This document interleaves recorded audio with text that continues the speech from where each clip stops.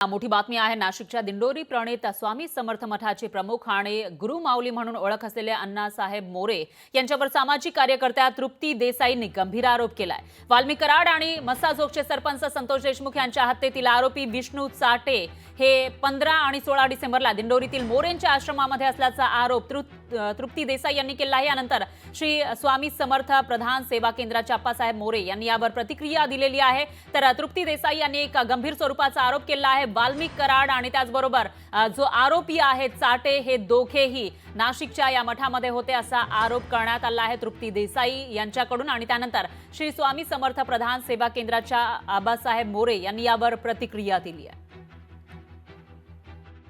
दत्त जयंती सप्ताह आमचा होता आणि या कालावधीमध्ये लाखो भाविक इथे येऊन जात राहतात। अनेक जण येतात।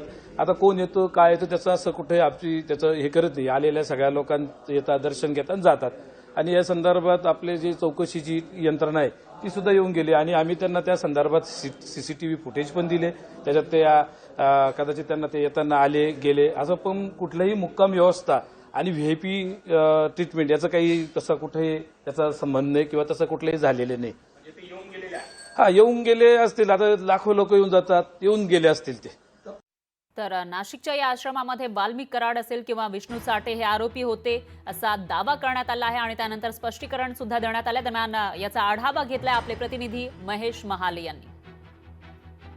सामाजिक कार्यकर्त्या तृप्ती देसाई यांनी काल खळबळजनक आरोप केलेले होते। यामध्ये वाल्मिक कराड आणि विष्णू चाटे हे नाशिकच्या दिंडोरी तालुक्यात असलेल्या श्री स्वामी समर्थ केंद्र या ठिकाणी आल्या असल्याचा जो आरोप होता तो तृप्ती देसाई यांनी केला होता। मात्र आपण आता नाशिकच्या दिंडोरी तालुक्यातील या श्री स्वामी समर्थ प्रधान सेवा केंद्रामध्ये आहोत। याच ठिकाणी वाल्मिक कराड आणि विष्णू चाटे आलेले होते असा आरोप हा खरं तर तृप्ती देसाई यांनी केलेला होता। मात्र या केंद्राचे आबासाहेब मोरे यांनी आत्ताच दिलेल्या प्रतिक्रियेनुसार खरं तर वाल्मिक कराड हे या ठिकाणी दर्शनाला आलेले होते। यानंतर खरं तर CIDच्या अधिकाऱ्यांनी या ठिकाणी तपास देखील केलेला आहे। या संदर्भातले CCTV फुटेज आहे ते CID या ठिकाणून घेऊन आलेले आहे। मात्र आबासाहेब मोरे यांच्या म्हणण्यानुसार खरं तर विष्णू चाटे हा या ठिकाणी आलेला नव्हता। या ठिकाणी फक्त वाल्मिक कराड जो आहे तो आला होता। मात्र तो फक्त दर्शनासाठी आलेला होता, कारण दत्त जयंतीचा सोहळा असल्याने अनेक भाविक हे या ठिकाणी येत असतात, दर्शन घेत असतात।